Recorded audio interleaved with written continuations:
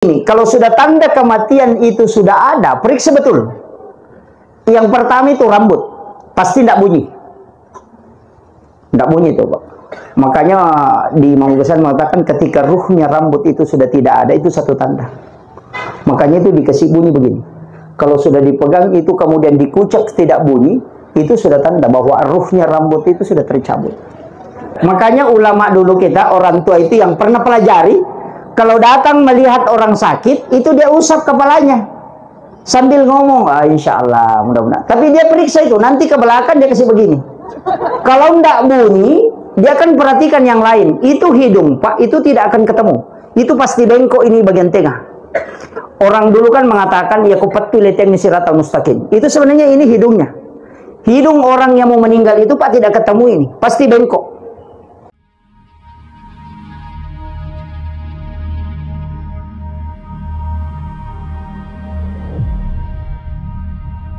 Di dalam Al-Quran itu disebutkan kan innama tuwaffawna ujurahum yaumal qiyamah. Jadi kitab catatan amal itu tidak akan tertutup kecuali dunia ini kiamat. Makanya dari situlah kenapa amal jariah itu sangat penting. Keluarga yang ditinggalkan melakukan kebaikan itu penting. Karena semua amal kebajikan yang dilakukan anak itu orang tuanya dapat, yang disebut dengan syafaat pahala. Makanya semakin banyak anak itu semakin banyak rezeki. Bukan rezeki bawa rezeki uang, tidak, tapi rezeki kebaikan. Bahkan Rasulullah mengatakan siapa yang meninggalkan 2 atau 3 anak perempuan yang ahli ibadah, maka ibu bapaknya tidak disentuh api neraka. Itu jaminan. Jadi syafaat itu tidak dari Rasulullah saja, tidak. Al-Quran bisa menjadi syafaat, ulama bisa menjadi syafaat. Kita yang dari DDI, ya ada guru kayak Jabdur Rahman Ambodale yang kelas waliullah. Yang dari Nahdlatul Ulama ada Hadratus Syekh Hashim Asy'ari, ada Kiai Khalil Bangkalan. Yang dari Muhammadiyah ada Kiai Ahmad Dahlan. Karena ulama itu bisa memberi syafaat. Anak perempuan itu bisa memberi syafaat. Jadi jangan katakan hanya syafaat mutlak itu dari Rasulullah, tidak. Jadi memang ada beberapa itu yang bisa memberikan syafaat. Al-Quran bagi penghafal Al-Quran ya bisa memberi syafaat. Walaupun nanti ada ulama mengatakan ya kalau dia hafal sampai meninggal. Kalau dia lupa itu jadi masalah. Karena penghafal Al-Quran yang lupa hafalannya itu paling berat siksaannya. Karena dia akan dimasukkan ke dalam api neraka dan itu akan keluar api dari mulutnya. Makanya berat itu.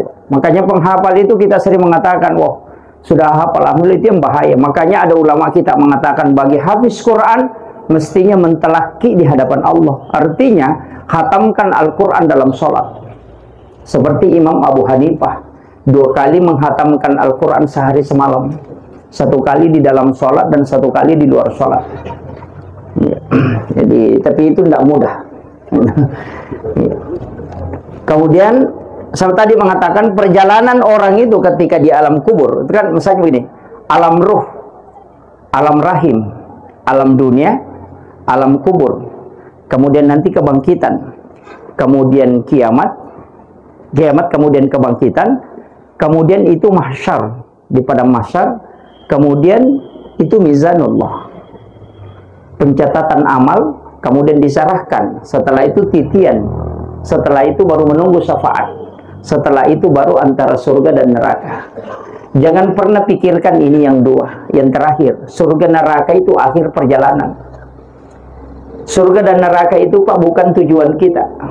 Makanya semua kalau kita sholat pasti membaca inna sholati wa nusuki wa mahyaya wa mamati lillahi rabbil alamin. Di situ bukan lil jannah. Bukan juga di khofin nar, bukan. Jadi di situ lillahi rabbil alamin. Makanya yang paling pokok semua ibadah adalah rahmat. Dan orang mau masuk surga itu kuncinya cuma 2. Kalau bukan jalur syafaat, pasti jalur rahmat. Itu aja. Makanya semua ulama kita mengajarkan kalau mau sholat, jangan pernah pikirkan pahala. Karena pahala itu, surga neraka itu jangan pikirkan itu. Karena itu makhluk. Mestinya rahmat. Makanya dia baca ilahi anta maksudi walidhaka anta matlubi. Ada yang menambah wa atini mahabbataka wa ma'rifataka. Ya tidak masalah. Itu kan untuk menghadapkan kalbu, tapi itu bukan bacaan salat. Itu dibaca sebelum, kan hanya untuk meyakinkan diri bahwa ibadah ini hanya rahmatmu. Kan begitu. Karena kalau pahala tidak pernah cukup.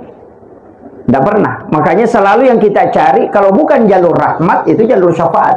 Makanya semua ibadah, tidak ada nabi itu yang bisa memberi syafaat. Kecuali Rasulullah. Dan itu ilmiah sekali, Pak. Saya dulu itu mengatakan tidak, semua nabi itu bisa memberikan keselamatan. Kenapa? Karena dia kan diberikan khususnya. Tapi setelah dikaji, memang Rasulullah itu satu-satunya nabi yang diberikan otoritas oleh Allah, otoritas ibadah. Kalau yang lain tidak ada. Kalau Nabi Musa memadakan perintah, itu pasti perintah Allah. Kalau Nabi Musa, itu pasti perintah Allah. Nabi Ibrahim, pasti perintah Allah. Tapi untuk Rasulullah, ada yang lari ke Nabi. Maka semua ibadah itu punya turunan. Sholat wajib, ada sholat sunnah. Puasa wajib, ada puasa sunnah. Haji wajib, ada umrah sunnah. Zakat wajib, ada sedekah sunnah. Syahadat wajib, kemudian ada sholawat sunnah. Itu pasti ada turunannya. Yang turunan ini lari ke Nabi. Dan itu otoritasnya Rasulullah. Padahal itu perintah dari Allah, kan? Tapi kenapa Nabi yang menjadi diberikan otoritas ibadah? Bahwa itu Rasulullah disebut sunnah. Karena itu jalur syafaat. Makanya saya bilang, kalau kita sholat isya, kalau sholat isyanya lolos, itu bisa dapat rahmat. Tapi kalau tidak bisa dari sholat isya, maka ambil sholat sunnahnya. Sholat sunnah isya itu nanti jalurnya ke syafaat. Kenapa sholat sunnah penting, Pak? Karena sholat fardu tidak mungkin sempurna. Begitu. Jadi kalau kita tidak bisa dapat rahmat Allah, maka kita akan kejar syafaat Rasulullah. Jadi ibadah sunnah, ibadah fardu itu kan selalu berbarengan. Cuma kadang orang tidak sholat sunat. Kalau tidak sholat sunat, ya zikirnya. Baca subhanallah 33 itu sunnah juga itu.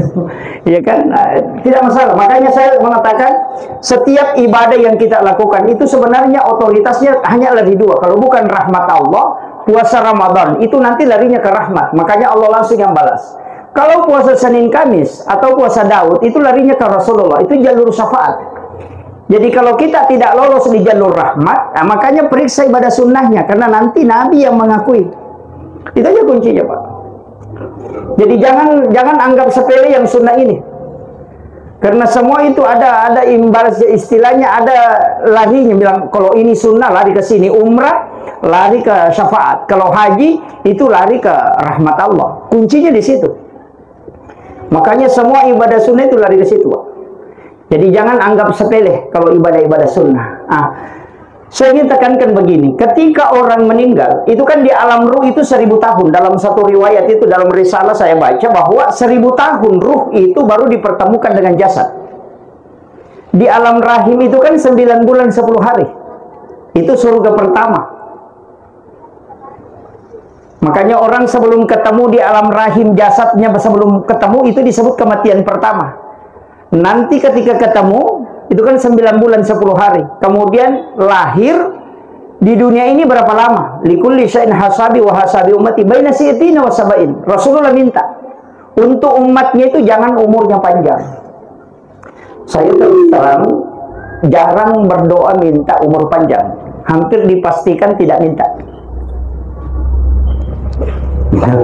Walaupun orang tidak masalah, saya tidak salahkan. Karena Nabi minta untuk umatku jangan panjang umurnya. Jangan ikuti nabi-nabi terdahulu yang ada sampai 800 tahun umurnya.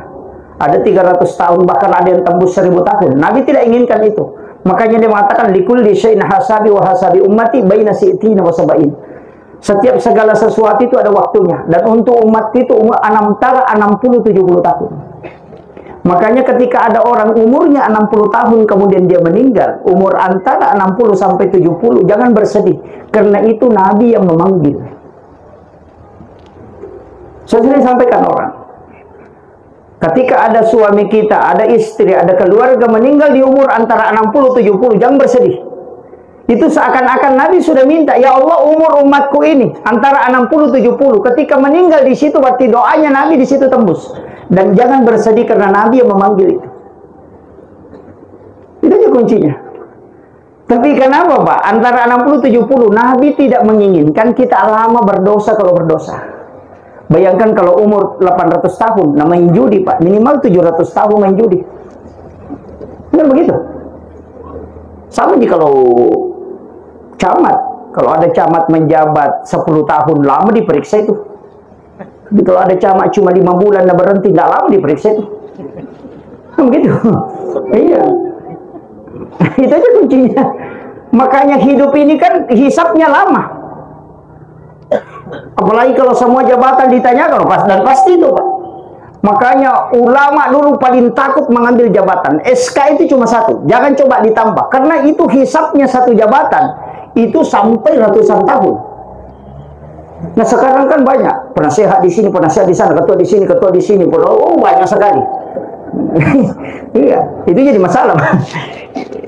Ya cocok kalau ladang pahala cocok, tapi kalau masalah itu masalah juga itu.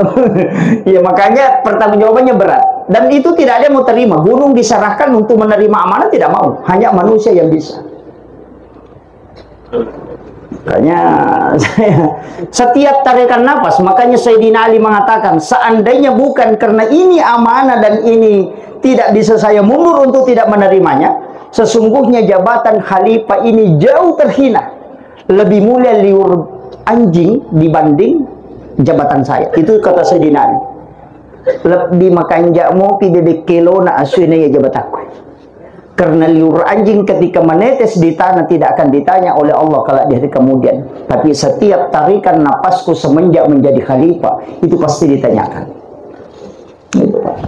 Tapi jangan takut ambil jabatan ini.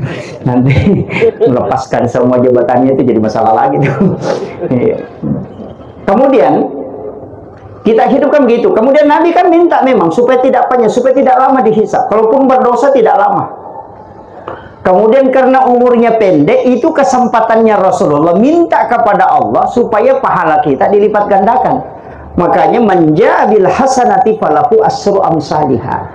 Siapa yang melakukan satu kebaikan, maka Allah akan balas menjadi 10. Kemarin mungkin di antara kita banyak yang berkurban, dan kurbannya patungan. 1 ekor sapi 7 orang, 7 nama. Itu kadang orang mengatakan, wah salah juga itu Ustaz kalau 7 nama. Tapi kan 1 ekor sapi, itu nanti ditunggangi 7 orang. Saya bilang itu kalau hitungan dunia. Tapi Allah kan mengatakan satu kebaikan saya balas 10. Makanya 1 ekor sapi itu jadi 10 ekor. Makanya kalau 7 nama itu kan masih ada 3 sisanya tuh. Makanya boleh diambil 1/3 untuk dia makan, karena yang 3 ekor ini masih dia bagi. Itu kuncinya sebenarnya. Itu hitungannya itu pas sekali tuh. Walaupun sebenarnya kurban ini yang dipakai standar minimal, bukan standar maksimal. Makanya saya sering sampaikan kalau camat, bupati jangan masuk 7 ekor, 1 ekor sapi baru 7 orang, jangan, keliru juga itu. Sama Pak Desa Pak, kalau Pak Desa ambil 1 sapi, jangan masuk juga 7 nama. Iya, karena itu standar minimal, artinya 1 ekor bisa untuk 7 orang, itu yang paling rendah. Ke atasnya tidak dibatasi, 1 ekor 1 orang, 10 ekor 1 orang, 100 ekor 1 orang, tidak masalah ketika mampu. Makanya Nabi Ibrahim itu berkurban 1000 ekor kambing, 100 ekor unta. Dan itulah yang menyebabkan malaikat bertasbih. Makanya saya kemarin mengatakan ketika melihat kurbannya Pak Presidennya, saya tidak menghina, melihat kurbannya Pak Presiden itu luar biasa, dengan sapi dengan harga 500 juta ya, dengan sekian ton. Saya mengatakan itu rugi Pak. Ruginya karena binatang, pahala binatang kurban itu dihitung dari bulunya. Coba, kalau dia sembeli 10 ekor sapi dengan harga 25 juta, kan bisa kalau 500 juta kan dapat 20 ekor. Mana lebih banyak pahalanya itu bulunya itu yang 20 ekor daripada 1 ekor. Kan begitu. Kalau kita mau hitung pahala kan, makanya ada ulama mengatakan mesti cerdas beribadah. Jangan melihat besarnya. Nabi Ibrahim itu dikagumi para ulama, dikagumi malaikat, bukan karena besar untanya, bukan, tapi karena banyaknya yang dia sembelih. Kan begitu. Makanya orang-orang kaya ini jangan pilih bilang paling besar ya. Baguslah kalau besar, tapi coba kejar. Kalau pahala dihitung ke bulunya, coba rugi kalau 1 kan. Coba ini apalagi kalau daging, oh sudah 1 ekor 500 juta. Palingan dagingnya 1 ton. Kalau beli 20 ekor Kan begitu. Makanya kalau hitung pahala, dari sinilah ibadah kita. Karena kita kan tidak lama hidup. Hanya antara 60-70 tahun. Itu aja kuncinya, Pak. Makanya harus cerdas. Sama aja dengan ibadah. Cari kesempatan. Oh, ini yang besar pahalanya. Tempuh ke situ. Itu kan banyak. Kemudian, untuk almarhum, saya ingin kasih tahu begini. Ketika orang meninggal, satu yang tidak pernah pindah, itu jasa. Itu yang tidak pernah pindah. Jasa yang tidak pernah pindah, Pak. Jika anaknya dermawan, atau bapaknya yang dermawan, maka tidak bisa pindah itu ke anak. Tidak bisa. Jadi makanya orang kalau mau dikenang selamanya, cukup itu perbanyak jasa.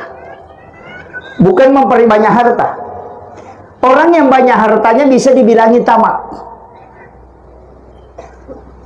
Sebenarnya makanya kalau mau jadi orang baik gampang, Pak. Cukup dermawan. Jadi tidak usah menunggu kaya.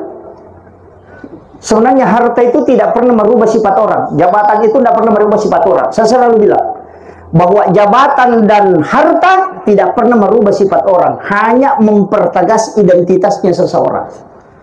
Ketika ada orang sombong ketika ada jabatannya, Nabi bilang dulu tidak sombong. Sebenarnya sombongnya juga dulu, cuma tidak nampak. Iya. Nabi bilang itu kikir, kaya pindah kikir. Tidak, dari dulu itu kikir. Cuma baru nampak ketika banyak hartanya. Artinya harta dengan jabatan tidak merubah sifat seseorang, hanya mempertegas identitasnya. Bahwa orang itu sebenarnya sifatnya begitu memang. Iya, makometoni loh. Napa nih mbak? Nah, itu kan begitu. Iya, orang tamak dulunya tidak tamak, tapi ketika memegang jabatan tamak. Sebenarnya itu orang tamak itu dulu cuma tidak nampak, tidak ada kesempatannya. Artinya jabatan dengan harta hanya mempertegas identitas, tidak merubah sifat. Begitu memang dia. Makanya sama jika kalau ada kegiatan begini, nah orang bagi-bagi kue kotak, nah ambil 2 kotak. Kalau jadi pemimpin itu korupsi juga itu. Iya. Nggak usah protes pemerintah, korupsi ini, nah kau mulai. Begitu aja, Pak. Dari kecil situ, jangan ketawa bukan, namanya begitu. Iya. Dari situ aja, Pak. Makanya saya sering mengatakan sebenarnya kehidupan begitu. Makanya kenapa ulama kita dari dulu menguji, istilahnya itu, ya, menguji Umar bin Abdul Aziz kan tidak mentes bilang harus begini-begini, tidak. Nah kasih saja biji kurma. Ini biji kurma kau ambil. Siapa mau jadi gubernur? Datanglah mendaftar, dikasih biji kurma. Tidak ditanya, dikasih saja. Tanam itu. Nanti 2 bulan kau datang ke sini. Dia tanam, kemudian kasih kembali. Sekalinya pulang, kurmanya ada yang 3 lembar, ada yang 2 lembar, ada yang tidak tumbuh. Nah bilang itu yang 3 lembar, bilang, woi sayang ini karena saya paling subur kurmaku. Itu yang 2 lembar, yang bilang, woi tipis harapan ini. Yang tidak tumbuh itu cuma diam. Dikata, woi itu tidak tumbuh, kenapa datang? Mestinya tidak datang. Apa kata Umar bin Abdul Aziz? Yang menjadi gubernur, khalifah, nah jadi menjadi pimpinan, bupati kalau kita, ini yang tidak tumbuh kurmanya. Tanya, kenapa bisa? Protes ini, Nabi bilang, itu biji kurma yang saya kasih ke 2 bulan yang lalu, saya sudah masak, tidak mungkin tumbuh. Iya, saya sudah masak, tidak mungkin tumbuh. Berarti kau mengakali demi mengejar jabatan. Kalau kau jadi pemimpin, kau halalkan segala macam cara. Ini yang satu, dia sudah tanam, dia lihat tidak tumbuh. Lama baru berpikir, oh ini bisa diakali. Dia mengakali, artinya kalau kau jadi pemimpin, kalau mau selesai korupsi juga kau. Itu kan begitu. Makanya yang jujur yang dipilih. Kan begitu. Makanya dulu kan begitu ulama kita menguji. Makanya orang mengatakan, man lam yashkur qalilan falam yashkur katsiran. Siapa yang tidak syukur yang sedikit, kalau banyak juga. Kalau ada orang miskin bilang, kalau saya kaya, maki percaya. Biar kaya begitu toh. Iya, jadi siapa yang tidak gemar bersedekah di waktu dia dalam keadaan susah, pasti di saat dia kaya pun tidak akan. Itu aja kuncinya, Pak. Karena memang itu dari dalam, bukan dari luar. Ini kuncinya. Makanya saya katakan tadi, jasa almarhum ini dikenal orang, dan kita lihat banyak karangan bunga dan banyak keluarga yang datang, itu karena jasa beliau. Jasanya, bukan karena hartanya, tapi jasanya. Dan itu menjadi catatan untuk kita. 40 aja orang yang mendoakan, itu sudah luar biasa. 100 orang yang mensolati, pasti ada orang beriman dan waliullah di situ. Dan itu ada jaminan. Makanya untuk keselamatan orang itu banyak jalurnya, bukan satu. Makanya saya sering mengatakan, jangan memvonis orang dalam masuk neraka, tidak. Banyak jalurnya. Dia punya 2 anak perempuan ahli ibadah. Nabi sudah mengatakan, diperlihatkan saja api neraka, tidak. Cuma anak perempuan ya, kalau anak laki-laki tidak. Mohon maaf. Iya.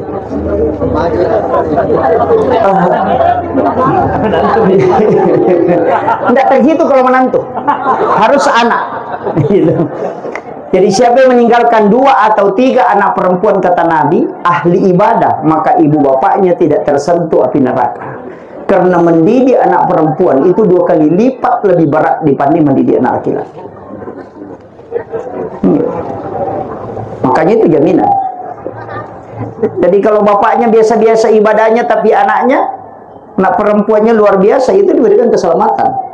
Dan orang bisa masuk surga, Pak, bukan karena dia, tapi keluarga yang ditinggalkan. Itu jelas hadisnya. Bisa diputar sedikit speakernya supaya tidak stop. Yang ini aja, kasih putar sedikit ke sini. Satu. Ya. Jadi saya kasih tahu begini. Kuncinya, kalau orang mau selamat, itu bisa dari keluarga yang ditinggalkan, dia bisa selamat. Kan itu hadis. Siapa yang salah satu keluarganya dipanggil oleh Allah, artinya meninggal.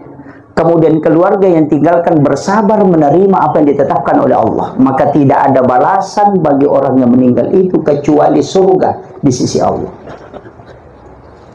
Coba. Agama itu luar biasa, Pak. Makanya kalau kita masuk neraka itu fatal betul. Iya. Betul, Pak. Makanya kita harus yakin betul bahwa syafaat Nabi itu menunggu. Kita mau takutnya di mana, Pak? Yang pertama kalau menjelang kematian. Karena ada kalimat, man akhiru kalami la ilaha illallah. Di riwayat yang mengatakan, man akhiru kalami Allah padahal jannah. Saya dapat 2 hadis itu. Saya punya kitab di rumah itu, ensiklopedia hadis Nabi. Kurang lebih 600.000 hadis Nabi di dalamnya. Itu saya temukan memang 2 riwayat, Pak. Yang masyhur itu man akhiru kalami la ilaha illallah padahal jannah. Tapi di ulama tarekat itu jarang dipakai itu. Justru yang dipakai di kalangan ulama tarekat, man akhiru kalami Allah padahal jannah. Kenapa? Karena ada kehati-hatian. Ketika kita membaca mengatakan la ilaha kemudian meninggal. Apa maknanya itu? Tidak ada Tuhan. Coba. Tapi kalau dia mengatakan Allah, itu pasti.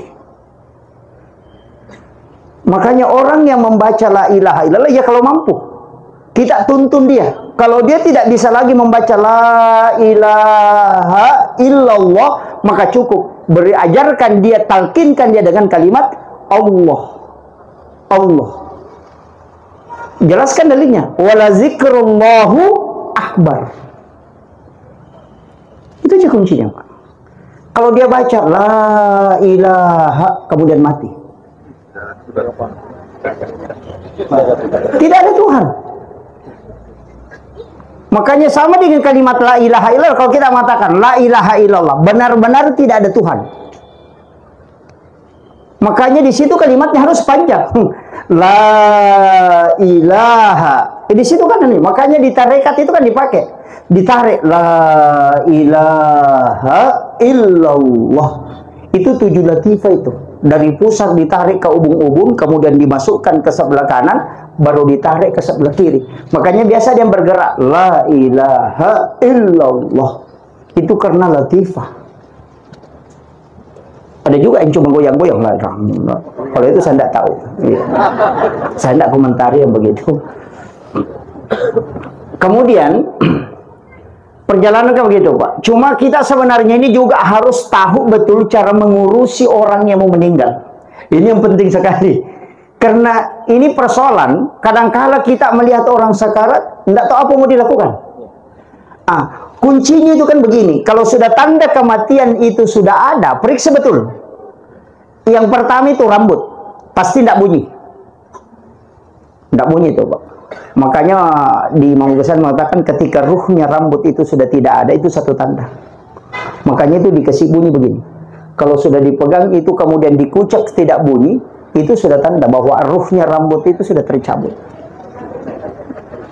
Dia periksa sekarang.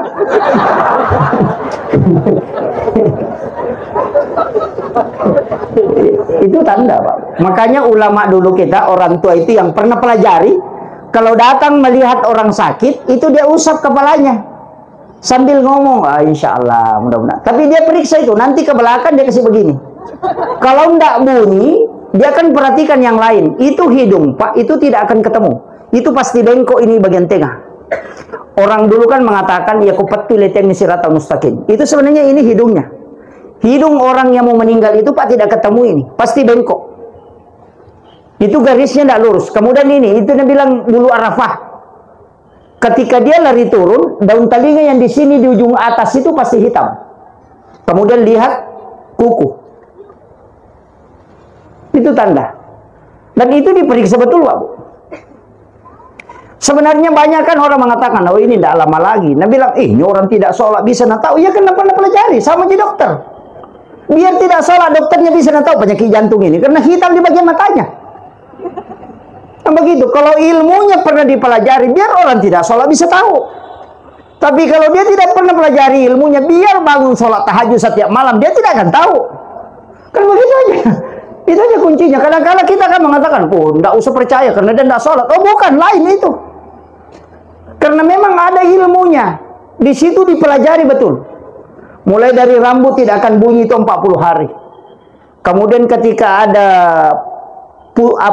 keringat, itu akan jatuh dari bagian atas itu ke ujung sulbiah, dan itu dingin seperti air es, kemudian hilang. Kemudian akan gemetar, mulai dari ujung kepala itu gemetar sampai ke ujung kaki, itu kayak merinding. Tapi ketika kita mengingat kematian, itu langsung hilang. Itu 70 hari. Sama juga ketika orang bermimpi melihat dirinya keluar dari dirinya, hitung langkahnya. Kalau dia kembali, berarti itu tanda Anda akan naik rezekinya. Tapi kalau dia tidak kembali, itu tanda kematian. Dan itu tidak melenceng, Pak. Hitung langkahnya itu. Itu yang tahu orang dulu. Makanya dia bilang, oh tinggal saya ini hanya bulan ini.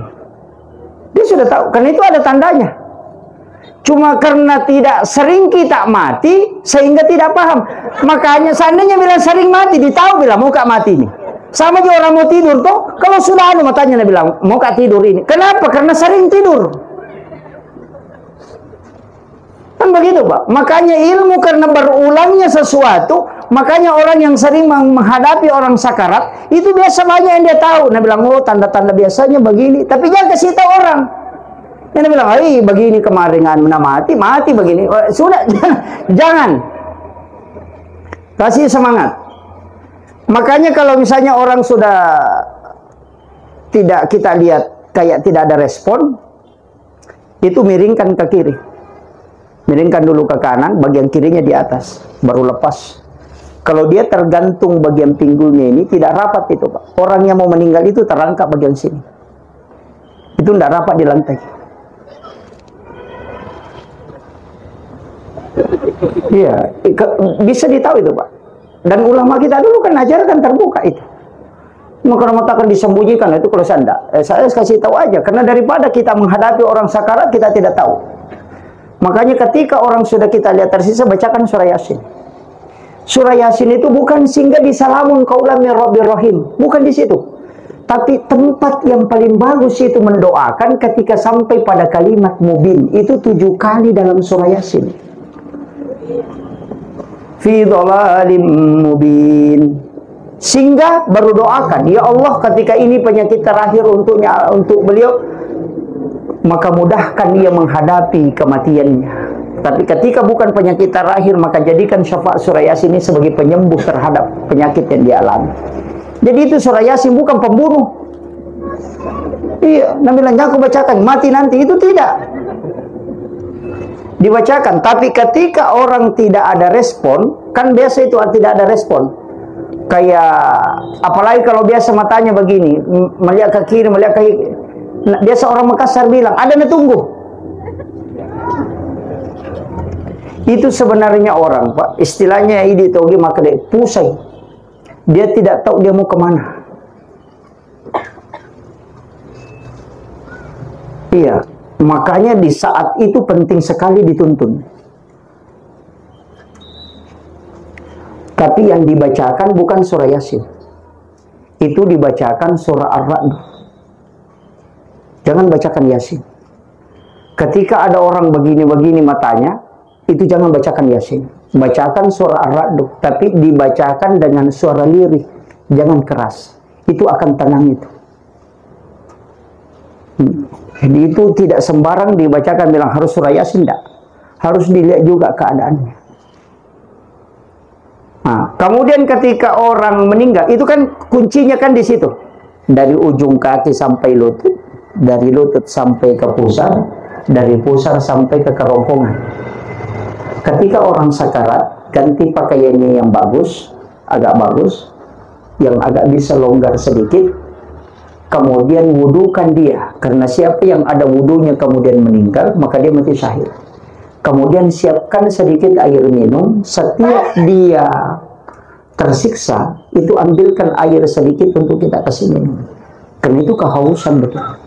Sampai orang yang sakarat itu biasa hanya 5 menit itu sudah pecah bibirnya. Saking tersiksanya. Makanya Nabi ketika sakarat itu minta disiram air timba.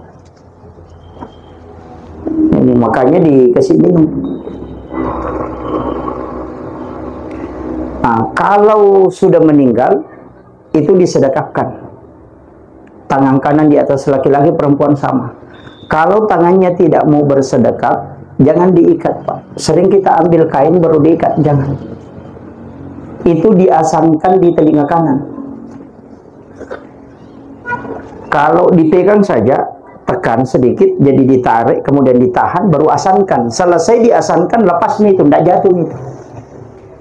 Itu tanda orang yang tidak bisa bersedekap. Itu berarti orang itu ketika hidup tidak meninggalkan pekerjaan dunia ketika azan dikumandangkan. Itu tidak mau bersedekap tangannya itu. Itu siksaan di dunia sudah nampak itu, Pak.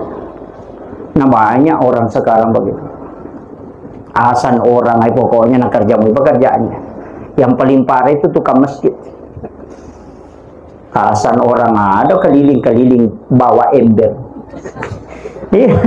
Iya, padahal di masjid ini. Tapi ada yang paling parah, Pak. Orang yang ngangkut jenazah, ngangkut masuk ke dalam masjid, baru keluar cerita. Sholat orang di dalam, nanti selesai sholat baru masuk lagi. Ini parah ini, Pak. Orang mati dia bawa, sudah sampai di masjid, keluar. Itu yang jadi masalah. Tapi tidak ada di sini, tidak ada. Ya.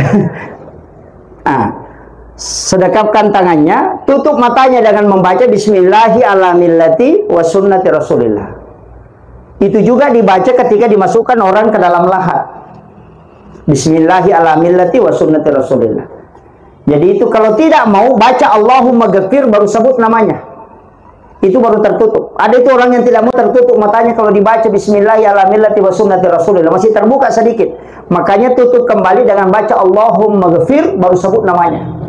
Allahumma ghafir li Muhammad Yusuf. Nama aku sebut nanti takut kalau nama aku. Iya. Nah, setelah itu disunnahkan dan lebih utama ketika seorang laki-laki yang meninggal, itu laki-laki juga yang memandikan. Tapi boleh silang laki-laki yang meninggal tapi perempuan yang memandikan ketika dia itu adalah anaknya ataupun istrinya. Makanya Rasulullah sebelum meninggal itu pernah berwasiat kepada istrinya, ketika aku lebih dulu meninggal maka kau yang memandikan aku. Tapi ketika engkau lebih dulu meninggal maka aku akan memandikan engkau. Dan itu menjadi konsensus di ulama bahwa ketika suami meninggal, afdalnya sebenarnya istrinya memandikan di bagian tengah. Tapi kebalikannya, kalau istri yang meninggal, suaminya tidak boleh memandikan di bagian tengah. Kalau bilang kenapa dan tidak boleh, saya juga tidak tahu. Iya. Cuma secara umum garis besarnya bahwa ketika laki-laki yang meninggal, laki-laki yang memandikan. Dan itu anak-anaknya. Tidak usah ambil orang yang memandikan. Mestinya kita. Karena apa yang ketika dia hidup, dia malu. Di saat dia meninggal juga begitu, Pak. Malu kalau dilihat orang. Itu kan pandangan ruhnya kan tembus. Maka saya kasih tahu. Memandikan jenazah itu paling gampang, Pak. Sama dengan orang hidup itu. Jadi caranya kasih baring, cuma begini. Kadang kita keliru. Ketika ada orang meninggal, sudah meninggal, kita sedekapkan, tutup matanya, baru ambil kain biasa ditutup, kain putih, baru ditinggalkan. Oh, keliru betul itu. Mestinya 10 menit atau 15 menit setelah orang meninggal, kembali lagi ke situ, ke jenazah. Gerakkan semua pergelangannya. Gerakkan pergelangan tangannya, sikunya digerakkan, tangannya digerakkan, kemudian dimasukkan tangan di bawah punggungnya, kemudian sedikit diangkat naik, kemudian kakinya juga. Semua pergelangannya itu digerakkan, supaya nanti ketika dimandikan itu seperti orang hidup, yang semua badannya tidak keras. Kadang-kala kita kalau memandikan itu keras badannya begini, karena orang meninggal kita tidak kembali menggerakkan itu setelah 10 atau 15 menit. Sama dengan jenazah yang mau dikasih bermalam. Ketika ada jenazah mau dikasih bermalam, jangan dimandikan. Karena kapan dimandikan, maka dia berubah menjadi jenazah. Tapi ketika tidak dimandikan, maka itu al-mautah. Ingat ya. Maka ada mengatakan, enggak, dimandikan orang sakit nih. Mandikan dulu. Nah, bukan orang sakit memandikan, orang mati itu. Kayak gitu. Biasa nogi maka dia otomalasai. Nah, ternyata malasai, nah dia otomatis. Makanya Rasulullah mengatakan bersihkan, bukan dimandikan. Kalau mau dikasih bermalam, ambil kain, basahi, baru tel badannya yang kita anggap ada kotorannya. Setelah itu dikasih bermalam, jangan dimandikan. Karena kapan dimandikan langsung berubah menjadi jenazah. Karena orang yang meninggal belum diurusi itu al-mautah. Tapi ketika sudah diurusi, dikremasi, itu berubah menjadi jenazah. Makanya hadisnya mengatakan asra'u bil janazati, tidak mengatakan asra'u bil mautakum. Ini penting saya sampaikan. Makanya kalau mau kasih bermalam, jangan dimandikan. Dipel saja badannya supaya bersih. Nah, kalau memandikan jenazah, itu diangkat badannya sekitar 40 derajat, punggungnya. Kemudian ditekan sedikit bagian pusarnya ke bawah. Kemudian kiri kanan, tapi jangan dikasih keras. Itu dengan lembut. Kemudian, makanya orang yang membersihkan di bagian tengah itu biasa pakai kos tangan. Makanya dimasukkan tangan itu ke dubur. Itu sampai di sini. Itu membersihkan, karena dubur itu tertutup di bawah, kosong di tengah, tertutup di atas. Makanya disebut al-ainanu bikamus syai'. Itu tertutup, maka ada kotoran di sini bagian tengah. Itulah yang dibersihkan. Kalau itu bersih rapat sendiri, baru ambil sedikit kapas, kemudian tutup. Setelah itu baru diwudukan. Setelah diwudukan, baru dimandikan. Nanti selesai dimandikan, kalau mau diwudukan kembali boleh. Tapi ulama fikih mengatakan cukup yang pertama. Dan ingat, jenazah tidak pernah batal wudunya siapapun yang menyentuhnya. Yang batal itu yang menyentuh, bukan yang disentuh. Itu ada yang mengatakan, sudah diwudukan, jangan kau sentuh. Oh, itu tidak.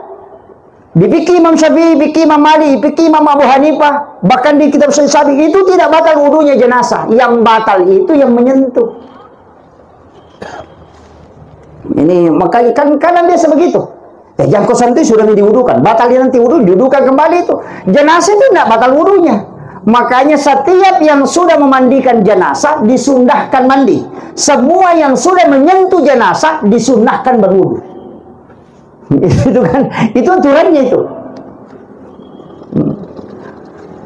Kalau sudah dimandikan, kita biasa kalau memandikan di sini begitu juga ya. Atau terbalik. Dimandikan dulu baru dibersihkan kotorannya.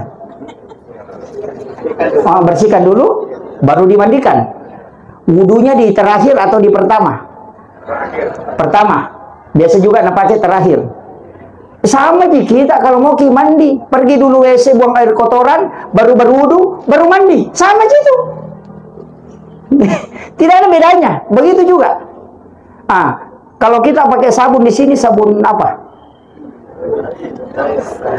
Sabun cair. Oh iya, cocok, itu bagus sebenarnya. Cuma kalau biasanya air itu kalau mau lembut itu pakai shower, bagus. Disambung saja ke selang, pakai shower itu supaya lembut menyiramnya. Dan itu tidak banyak air pakai. Kalau biasa kita pakai air galon, itu kan karena sudah steril, karena sudah ada kapur barusnya dan juga bisa hitungannya ganjil, itu tidak masalah. Jadi itu yang kalau sudah dimandikan kemudian dikafani, kemudian ini penting juga.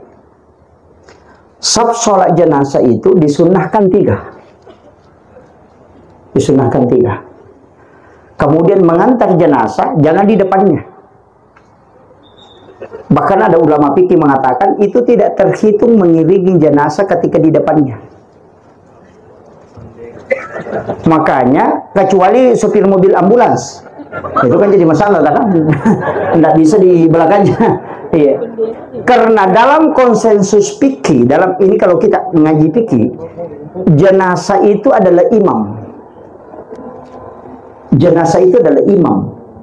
Makanya ketika sholat jenazah, itu jenazah berada di posisi depan imam.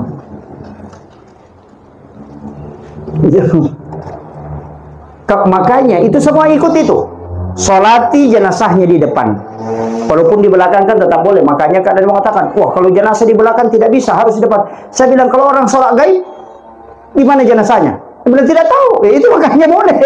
Cuma selama jenazah itu ada dan bisa dibawa ke depan, simpan di depan. Kemudian ketika mengantar jenazah, usahakan di belakangnya. Jangan di depannya.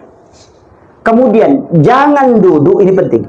Jangan duduk ketika jenazah sampai di kuburan sebelum masuk ke lahat. Yang mengantar itu tetap berdiri, menunggu sampai dimasukkan ke dalam lahat, baru boleh duduk. So, itu sunnahnya. Jadi nanti dia masuk ke dalam, kita kan tidak. Jenazahnya sudah langsung cari di mana tempat duduk di sini.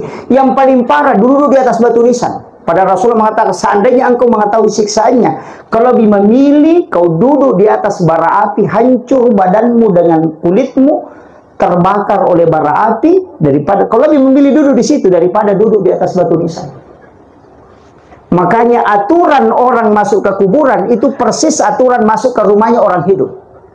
Mau masuk ke rumahnya orang, buka sandal. Mau masuk ke kuburan, buka sandalmu.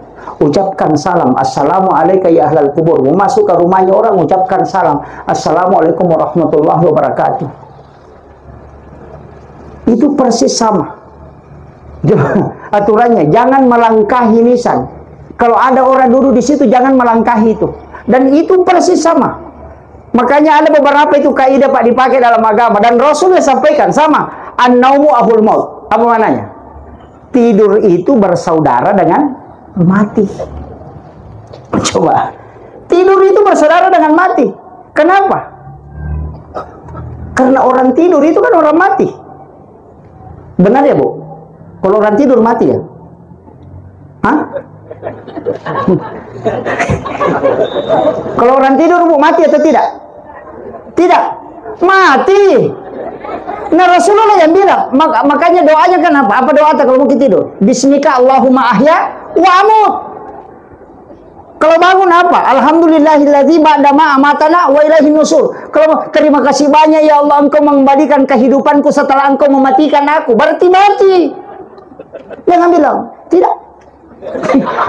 Mati. Doanya saja Bismika Allahumma ahya wa amut. Ya begitu. Tapi kenapa mengatakan, "Tuh kok masih hidup Ustaz?" Cocok nih, makanya mati itu ada 3. Kematian idhafi, kematian qadim, dengan kematian haya. Makanya tahap kematian itu 3.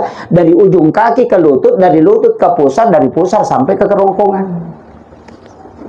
Makanya ketika orang tidur yang diangkat idhafinya. Makanya disebut diangkat ruhnya. Tapi kalau orang wafat itu digenggam, berarti tidak kembali.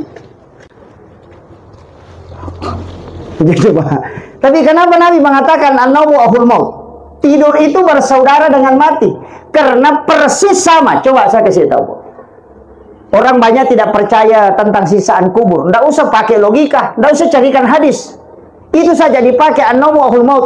Tidur itu bersaudara dengan mati. Kasih tahu, pernah kau bermimpi dipukul? Atau pernah kau bermimpi nak kejar anjing gila? Pas bangun, padahal dia tidak lari.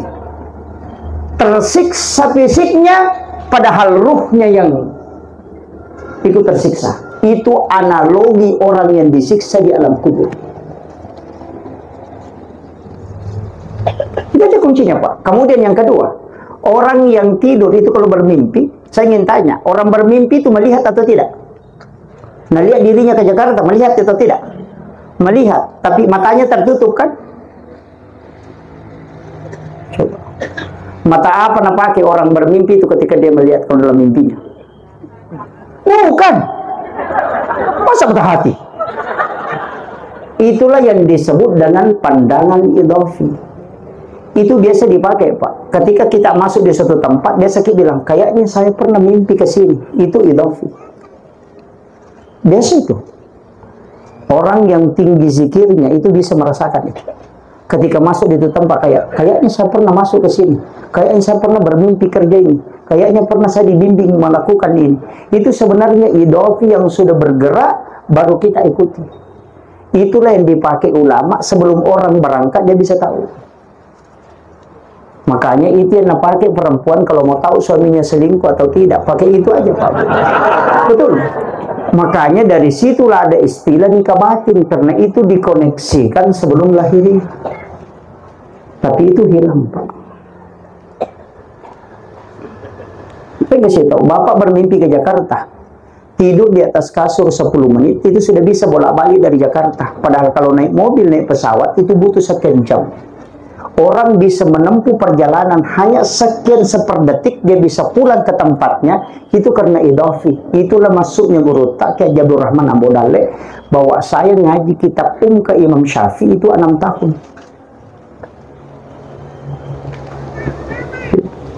Itu tidak dipahami orang Pak ketika dia melihat lahiriahnya. Soalnya kita bisa, sekarang bisa Pak. Orang-orang ini bisa, Pak, bisa melakukan itu. Bagaimana caranya? Gampang, video call Pak. Iya, video call. Kita bisa sampai di Mekah, sepersekian detik bisa sampai di Madinah. Ada gambar, ada suara di layar, baru tidak ada sambungan. Itu apa yang dipakai? Itu nur. Kita mengatakan black hole, padahal bukan. Ulama itu bongkar tidak pakai media, tapi dia pakai kalbu. Itu tembus Pak. Secara ilmiah ada, dan hakikat cuma dia orang tidak bongkar. Itu setipis bawang batasnya. Kalau orang tembus itu luar biasa. Tapi saya tidak buka itu. Itu ulama kita dari dulu itu pelajari. Makanya guru ketika Kiai Haji Muhammad Sain Abdul Ghani mau datang ke Mangkoso, itu dia tahu. Dari mana dia tahu? Padahal dia tidak punya HP. Itu karena idhafi. Makanya istri itu mestinya kirimkan Fatihah suaminya kalau mau tidur. Karena ruh itu terkoneksi terus. Dan itu ngomong sendiri. Cuma jangan bilang ila arwahi. Karena belum mati. Iya, makanya orang bilang ila ruh. Kalau meninggal ila arwah. itu dipakai itu. Anak-anak kita di pondok pesantren kirimkan Fatihah kalau malam Jumat 41 kali. Itu tirakatnya. Insya Allah itu tidak nakal itu anak-anak kita. Ini sudah 1 jam lebih Pak. Saya persingkat. Kemudian ada juga penting ini. Kalau kita menggali kuburan, itu lahat di bagian bawah itu mesti rapat ke sebelah barat.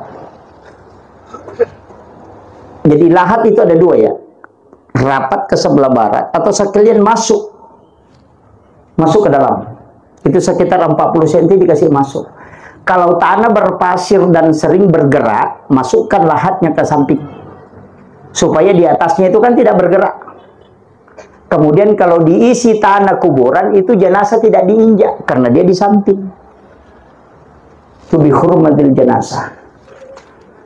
Yang kedua biasa, lahat itu bagian atas ketika kuburan itu berair dan tidak mau kering. Tidak mau habis airnya. Selalu muncul air. Sekalian kasih lewat galiannya ke bawah sekitar 40 cm. Baru lahatnya di samping bagian atas. Jadi nanti jenazah diselipkan masuk, baru ditutup belakangnya, baru diisi air. Jadi dia tidak kotor terkena air karena agak di atas tinggal. Makanya guru kayak di Sanusi Baco almarhum al-Maghfurlah ketika dimakamkan sih begitu. Karena di tempatnya itu berair. Tuh. Jadi itu ulama kita kan memang jelaskan. Karena memang sebenarnya itu tidak boleh kalau basah. Harus ditimba anunya itu. Makanya kalau tidak bisa kering di situ ya orang pakai doni. Kalau memang selalu berair dan tidak bisa diantisipasi airnya, dan memang kuburan di situ begitu ya, dipakai donikan untuk supaya dihormatil jenazah namanya, menghormati. Kemudian yang memasukkan ke dalam lahat sebenarnya begini Pak, ini saya kasih tahu rahasia ulama sufi. Memasukkan ke dalam lahat itu yang paling bagus kalau ibunya, selama dia masih hidup, itu paling bagus. Kalau bukan ibunya, gurunya, mursyidnya kalau tarekat. Kenapa ibunya? Karena doanya itu yang tembus dan ikhlas betul. Ketika dia meletakkan anaknya, kemudian membaca Bismillahirrahmanirrahim wa sunnati Rasulullah, kemudian memohon kepada Allah supaya anaknya tidak disiksa, itu tembus doanya. Cuma sekarang orang takut, jarang berani mau orang masukkan ke dalam lahat. Bukan hanya karena tidak tahu bacaannya, mungkin takut juga. Padahal itu kan mudah, Bismillahirrahmanirrahim wa sunnati Rasulullah. Orang dimasukkan ke lahat itu dua versi Pak. Bisa dari utara ke selatan, bisa dari selatan ke utara. Ya, dua versi ya. Bisa kepalanya duluan turun ke lahat, ke lubang kuburan, bisa kakinya duluan. Makanya kalau orang gemuk, dia kakinya dulu supaya orang yang dibawa tidak tersiksa. Karena ringan. Tapi kalau orang dia senang yang si kurus masih mampu diantisipasi ringan, kepalanya dulu turun, baru kakinya. Makanya kalau kakinya kan tidak berat, nanti tinggal ditarik begini langsung turun badannya. Makanya itu dua-duanya dibolehkan. Saya dulu itu bingung, kenapa ada yang dari selatan ke utara, kenapa ada yang dari utara ke selatan. Nanti saya baca, oh ternyata ada penjelasannya. Bahwa ketika jenazah itu memberatkan ketika diangkat, mungkin karena orangnya gemuk atau besar, maka bisa dia dari utara ke selatan. Supaya kakinya duluan turun, itu ringan. Nanti badannya langsung turun ke bawah. Kemudian setelah itu kan ada tanah. Minha khalaqnakum wa fiha nu'idukum wa minha nukhrijukum taratan ukhra. Itu satu disimpan di bagian bawah pipi. Yang kedua bisa di dada, bisa juga di bawah dagu. Kemudian yang ketiga di ubun-ubun. Jadi jangan coba-coba disimpan di mata dengan disimpan. Jadi itu di bagian dada, di bagian kaki, kemudian ada di bagian kepala, dada, kaki. Ada juga empaki di bawah pipi, kemudian di bawah dagu, kemudian di ubun-ubun. Setelah itu ambil tanah, di dalam kitab yang ambil tanah, bacakan inna anzalnahu 7 kali. Setiap 1 kali sampai itu ditiup. Kemudian yang di tangan kanan itu taburkan di bagian, menyentuh bagian kulitnya. Yang di tangan kiri taburkan di kain kafannya. Itu tidak akan kena azab kubur. Itu doanya.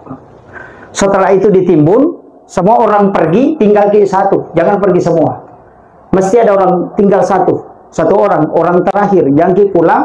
Sekitar 40 langkah orang tinggalkan itu tempat pemakaman. Ambil tanah yang pas lurus bagian kepalanya. Dianukan saja bilang di sini tadi bagian kepalanya. Bacakan inna anzalnahu 1 kali baru kembalikan. Ambil tanah dilurus di bagian pusarnya, bacakan inna anzalnahu baru kembalikan. Baru ambil juga di bagian kaki, baru kita pulang terakhir. Itu yang bilang orang Bugis patan rakik buruk. Keluarganya tidak akan terganggu jin karing kalau itu yang dilakukan. Itu aja kuncinya.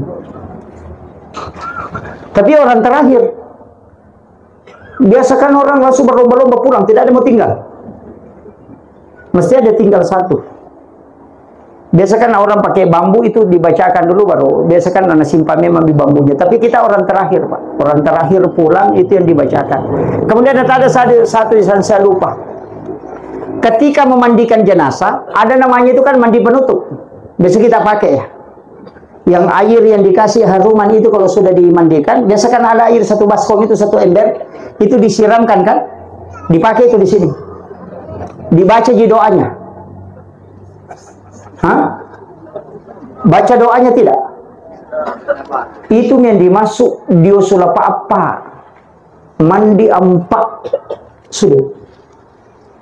Itu nasa diusul apa? Itu di kitabnya Sebojo itu ada. Itu yang dipakai. Itu bacanya, itu disiram dari bawah Pak, bukan dari atas.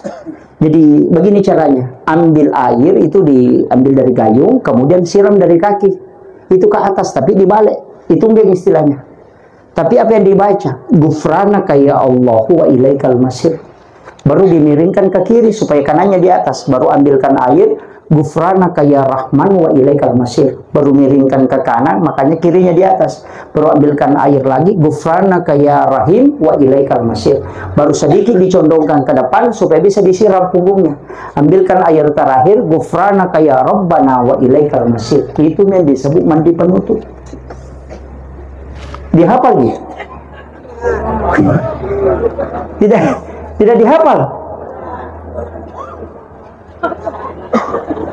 Ghufranaka ya Allah wa ilaikal masir, ghufranaka ya Rahman wa ilaikal masir, ghufranaka ya Rahim wa ilaikal masir, ghufranaka ya Rabbana wa ilaikal masir. Sudah hafal? Belum. Kalau begitu ghufranaka ya dengan wa ilaikal masir kan sudah dihafal. Tinggal ditambah Allahur Rahmanur Rahim Rabbana. Sudah hafal.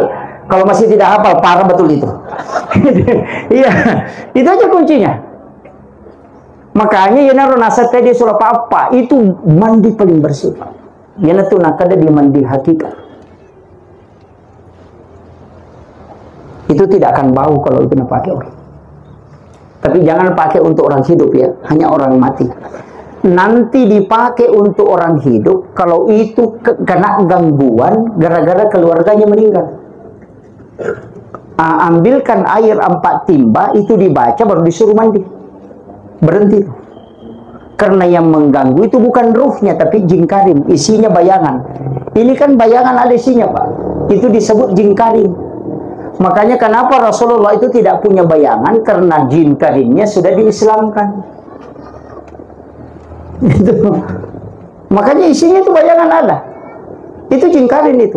Dan itu persis sama. Itu Nabi dan dukun. Oh datangnya almarhum mau maka. Oh sudah. Jangan percaya. Biasa kan ada orang sakit kerasukan. Kalau kerasukan begitu gangguan, masuk ini bilang ini orang meninggal, ini mau makan, ini makan. Nggak usah. Ambil air 1 gelas, bacakan 5 ayat terakhir Quran surat Taubah, surah ke-9, 5 ayat terakhir. Di air 1 gelas, tiupkan, kemudian kasih minum, sebagian diteteskan ke matanya kiri kanan. Kalau air itu masuk, pasti jinnya keluar. Itu aja kuncinya. Nggak usah panggil dukun. Kalau dukun itu potong ayam lagi.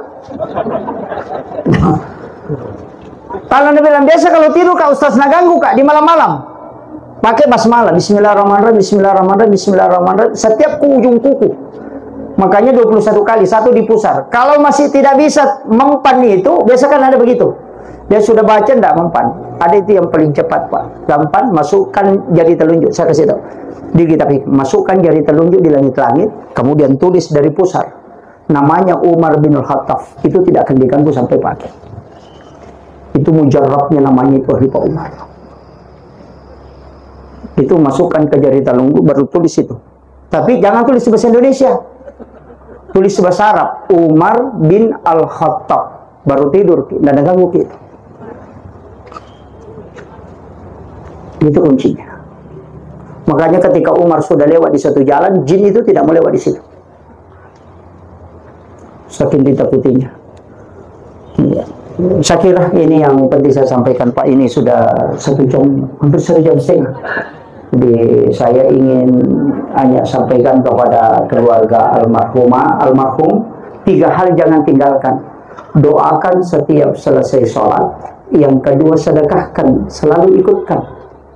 Kalau ada uang tak 5.000 atau 10.000, niatkan 5.000 untuk almarhum, 5.000 untuk saya, itu sudah sampai. Sedekah untuk almarhumah itu tidak butuh nama, hanya butuh niat. Ikutkan saja. Kemudian yang ketiga, ziarahi kuburnya.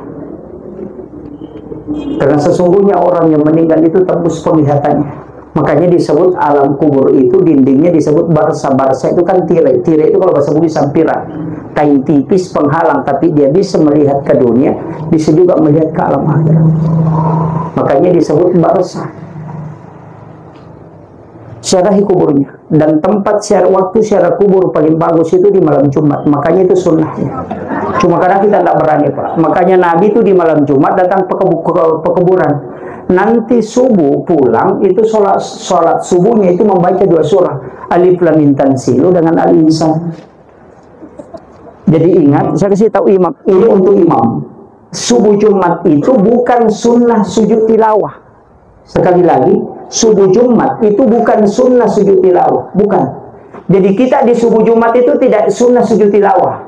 Disunnahkan membaca 2 surah. Yang pertama Alif Lam Mim Tanzilu, yang kedua Al-Insan. Itu yang sunnah. Cuma kebetulan di Alif Lam Mim Tanzilu ada ayat As-Sajadah, makanya kita sujud tilawah. Ada imam itu na potong 3. Tidak nambil Alif Lam Mim, tidak nambil surah Al-Insan. Allah Ta'ala Al-Insan hinun ada lam yakum syai'an masyhur. Kan tidak nambil itu.